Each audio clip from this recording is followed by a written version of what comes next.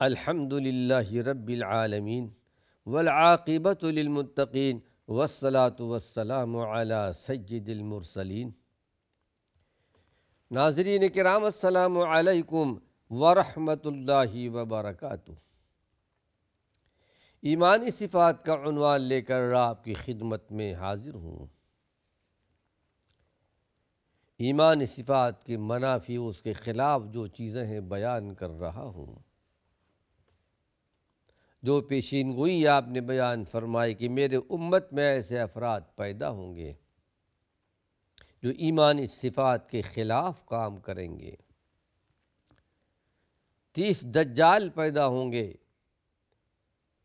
یعنی 30 ایسے لوگ پیدا ہوں گے جو نبوت کا دعویٰ کریں گے، اور اللہ کے نبی صلی اللہ علیہ وسلم کے زمانے میں بھی کچھ ایسے لوگ تھے جنہوں نے نبوت کا دعویٰ کیا تھا۔ ایک کا نام اسود عنسی تھا، ایک کا نام مسیلمہ کذاب تھا۔ یہ مسیلمہ کذاب جو غالباً صدیق اکبر کے زمانے میں مارا گیا۔ پھر آپ نے فرمایا کلہم یزعم انہ نبی، ہر ایک یہ گمان کرے گا کہ میں نبی ہوں، وانا خاتم النبیین، اور آپ نے ارشاد فرمایا کہ خاتم النبیین میں ہوں، نبیوں کو ختم کرنے والا، نبیوں پر مہر لگانے والا۔ ولا نبی بعدی، میرے بعد کوئی نبی نہیں آئیں گے، میں آخری پیغمبر ہوں۔ جو اللہ کے رسول صلی اللہ علیہ وسلم کو آخری پیغمبر خاتم النبیین تسلیم نہ کرتا ہو، وہ ایمانی صفات سے خالی ہے، اس کے پاس ایمان کا کوئی درجہ نہیں ہے۔ وَلَا تَزَالُ طَائِفَةٌ مِّنْ أُمَّتِي عَلَى الْحَقِّ مَنْصُورًا، اور قیامت تک میری امت میں سے ایک جماعت حق پر رہے گی، ایک گروہ حق پر رہے گا، یعنی میری ساری امت گمراہ نہیں ہوگی۔ یہ تو قیامت کے قریب یہ واقعہ پیش آئے گا۔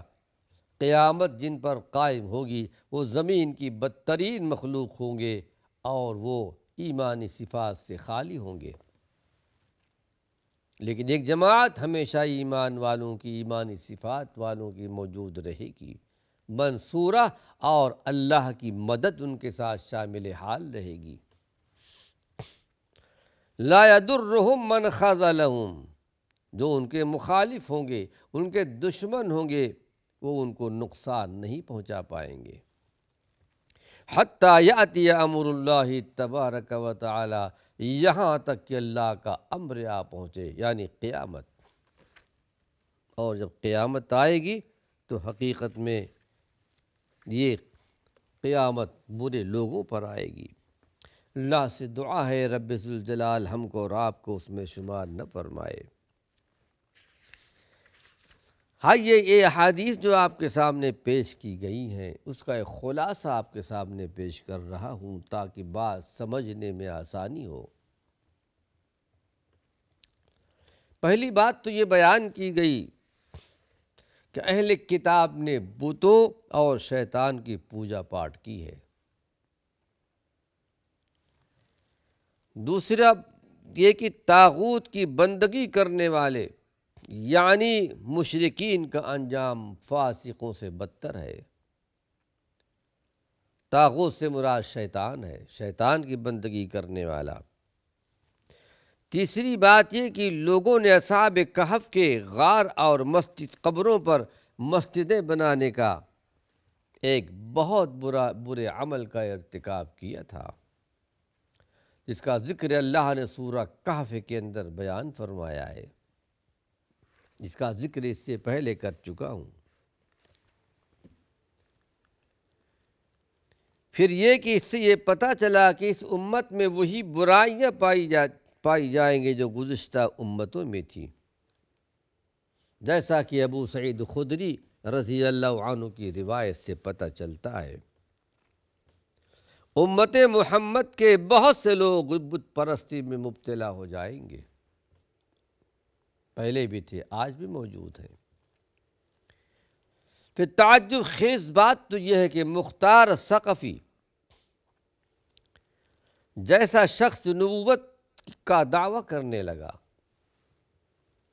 وہ توحید رسالت کا معترف بھی تھا، اقرار کرتا تھا توحید کا، اللہ ایک ہے، اللہ کی صفات کو مانتا تھا، اور محمد صلی اللہ علیہ وسلم کی نبوت کا اقرار بھی کرتا تھا، اور مانتا تھا کہ اللہ کے رسول صلی اللہ علیہ وسلم برحق ہیں، قرآن کریم اللہ کی سچی کتاب ہے۔ اور اس قرآن میں بھی یہ مذکور ہے کہ محمد صلی اللہ علیہ وسلم اللہ کے آخری نبی ہے، سب مانتا تھا، اس کے باوجود نبوت کا اعلان کر دیا۔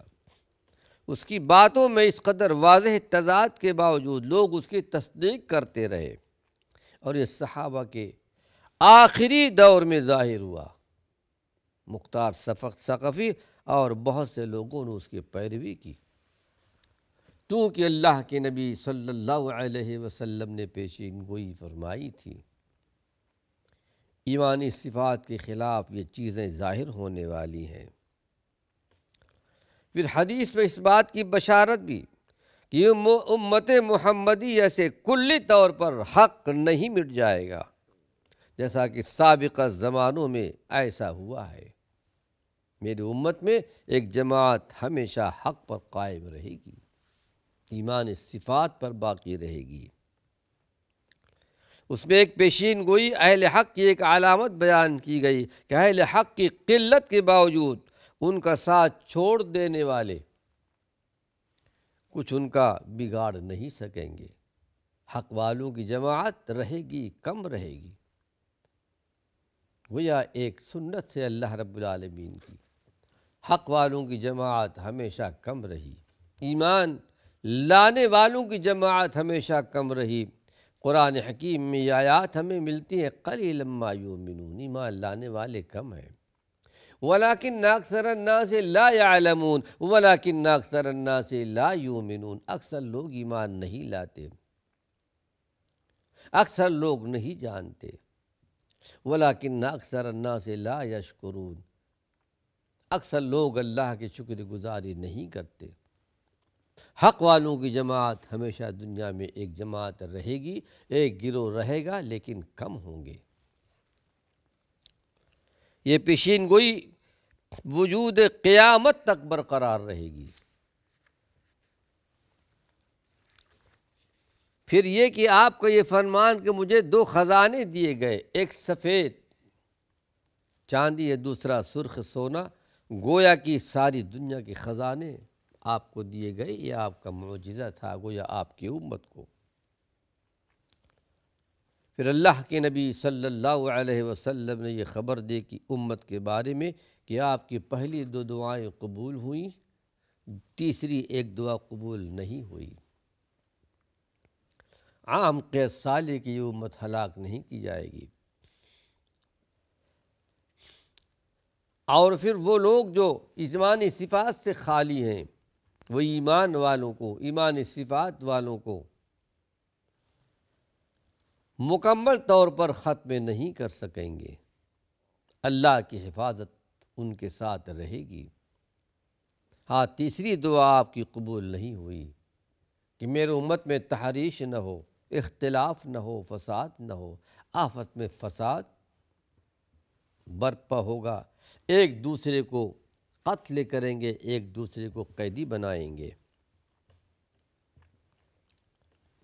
اللہ کے رسول صلی اللہ علیہ وسلم نے اپنی امت کے بارے میں گمراہ پیشواؤں کا خدشہ بھی ظاہر کیا، خود گمراہ ہوں گے اور دوسرے اللہ کے بندوں کو گمراہ کریں گے، ایسے پیشوا پہلے بھی تھے، آج بھی ہیں، اور اس پیشین گوئی کے تحت آئندہ بھی ایسے لوگ پیدا ہوں گے۔ پھر اللہ کے نبی صلی اللہ علیہ وسلم نے امت کے صرف ایک گمراہ پیشوا طبقے سے ضلالت اور گمراہی کا خطرہ محسوس کیا تھا، لیکن یہ خطرہ ہدایت یافتہ پیشواؤں کے ساتھ نہیں ہے، اس لیے کہ اللہ کے نیک بندے ہمیشہ دنیا میں رہے، آج بھی ہیں، آئندہ بھی ہوں گے۔ یہ شرک کا ایک قسم اور آپ کے سامنے پیش کر رہا ہوں، جو ایمانی صفات کے خلاف ہے، یہ غیر ایمانی صفات ہے، جس کو ہم شرک کہیں گے۔ اسلام نے اسے شرک کیا ہے، اس کا نام ہے جادو۔ عربی زبان میں اس کو سحر کہتے ہیں، سحر۔ اور قرآن حکیم میں اللہ رب العالمین نے سحر کے تعلق سے کچھ آیات بیان کی ہیں، اور اللہ کے پیارے پیغمبر محمد صلی اللہ علیہ وسلم کی ہدایات بھی ہیں جادو کے تعلق سے، جس کا تعلق غیر ایمانی صفات سے ہے، جس کا تعلق شرک بلکہ شرک اکبر سے بھی ہے، اور وہ احادیث تو آپ کے سامنے انشاءاللہ پیش کر رہا ہوں۔ قرآن حکیم کی آیت سورہ البقرہ کی، جہاں اللہ رب العالمین نے سلیمان علیہ السلام کا ذکر کیا ہے، ہاروت اور ماروت کا، تو اس میں اس بات کا بھی ذکر ہے کہ جادو کے ذریعے میاں بیوی میں جدائی ڈال دینا، اور یہ کہ وَلَقَدْ عَلِمُوا لَمَنِ اشْتَرَاهُ مَا لَهُ فِي الْآخِرَةِ مِنْ خَلَاقٍ، اور وہ خوب جانتے تھے یہود و نصارہ، جن کے پاس جادو کا بڑا علم تھا، کہ اس جادو کو خریدنے یعنی سیکھنے والے کے لیے آخرت میں کچھ حصہ نہیں ہے۔ وہ اس بات کو جانتے تھے، ان کی کتابوں کے اندر یہ بات موجود تھی، تورات میں، انجیل میں، وہ تو اللہ کی کتاب۔ یہ بات اور ہے کہ ان کی کتابوں میں رد و بدل کر دیا گیا، کچھ گھٹا دیا گیا، کچھ بڑھا دیا گیا، کچھ حذف کر دیا گیا۔ آئیے جادو کے تعلق سے جو ایمانی صفات کے خلاف ہیں، جادو بھی شرک اکبر کے اقسام میں سے ایک قسم ہے، اور توحید کے منافی، ایمانی صفات کے منافی ہے۔ جادو کی اصل حقیقت یہ ہے کہ کسی چیز کی تاثیر میں شیطان کی خدمت لی جاتی ہے۔ جادوگر شیاطین کے خدمت کے بغیر جادو نہیں کر سکتے۔ کوئی جادوگر جب تک شیطان کا دوست مقرب محبوب نہ ہوگا، اس کا جادو کارگر نہیں ہوگا۔ وہ شیطان کا مقرب بن جاتا ہے تو شیاطین اس طرح اس کی خدمت کرتے ہیں کہ وہ مسحور جس پر جادو کیا جائے اس کے بدن پر اثر انداز ہوتا ہے۔ اس میں شیطان کا بہت بڑا عمل دخل ہے۔ کوئی جادوگر شیاطین کے تقرب کے بغیر جادوگر نہیں بن سکتا، اس لیے جادو بھی اللہ رب العالمین کے ساتھ گویا ایک شرک ہے۔ قرآن حکیم میں اللہ رب العالمین نے فرمایا قل اعوذ برب الفلق، جس کو ہم معوذتین کہا کرتے ہیں۔ یہ سورہ 2 سورتیں نازل ہوئیں، قل اعوذ برب الناس، قل اعوذ برب الفلق۔ معوذتین یعنی پناہ مانگنے والی صورتیں۔ وَمِن شَرِّ النَّفَّاثَاتِ فِي الْعُقَدِ، یہ آیت ہمیں ملتی ہے، یہ جادوگروں کے تعلق سے ہے جو جادو کیا کرتے ہیں۔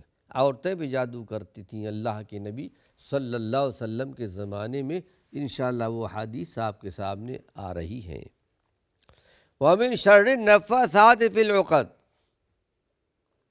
میں اللہ کی پناہ ان عورتوں سے بھی مانگتا ہوں جو دھاگے میں گانٹھیں باندھ کر اور اس پر پھونک مارتی ہیں، یعنی پھونک مارنے والی عورتیں، جادوگرنیاں، اے اللہ تو ان کے شر سے ہمیں بچا۔ اس میں آیا ہے نفاسات، ومن شر النفاسات۔ نفاسات کیا ہے یہ ہمیں معلوم ہونی چاہیے۔ یہ نفاسہ کی جمع ہے نفاسات، مبالغہ کا صیغہ ہے، عربی زبان جاننے والے جانتے ہیں، پھونک مارنا۔ اور نفاسہ کہتے ہیں جادوگرنی، اور اس کی جمع نفاسات ہے، کیونکہ وہ اپنا عمل کرتے ہوئے گانٹھوں پر پھونکے مارتی ہیں اور مختلف کلمات و الفاظ پڑھ کر جنات کی مدد سے اور ان کی خدمت لیتی ہیں تاکہ وہ مسحور جس پر جادو کیا جا رہا ہے اس کے بدن پر اثر انداز ہو سکے۔ جادوگر توحید کے عوض جادو خریدتا ہے۔ جس کے پاس جادو ہو، جادو جانتا ہو، جادوگری کرتا ہو، اس کے پاس توحید نہیں ہوتی، ایمان اس کے پاس سے نکل جاتا ہے۔ اس جادو کی قیمت کے طور پر ادا کر ڈالتا ہے، اسی لیے توحید سے محروم مشرک کی طرح جادوگر کے لیے بھی آخرت میں کوئی حصہ نہیں ہے۔ یہ ایمانی صفات کے خلاف جادو کے تعلق سے جو احادیث ہیں ہمارے اور آپ کے آخری پیغمبر محمد صلی اللہ علیہ وسلم کی جو ہدایات ہیں، جو تعلیمات ہیں، وہ آپ کے سامنے گوش گزار کر رہا ہوں۔ یہودیوں کے بارے میں اللہ رب العالمین نے اپنی مقدس کتاب میں فرمایا سورہ النساء کے اندر، یؤمنون بالجبت والطاغوت، یہ لوگ جبت اور طاغوت پر ایمان رکھتے ہیں۔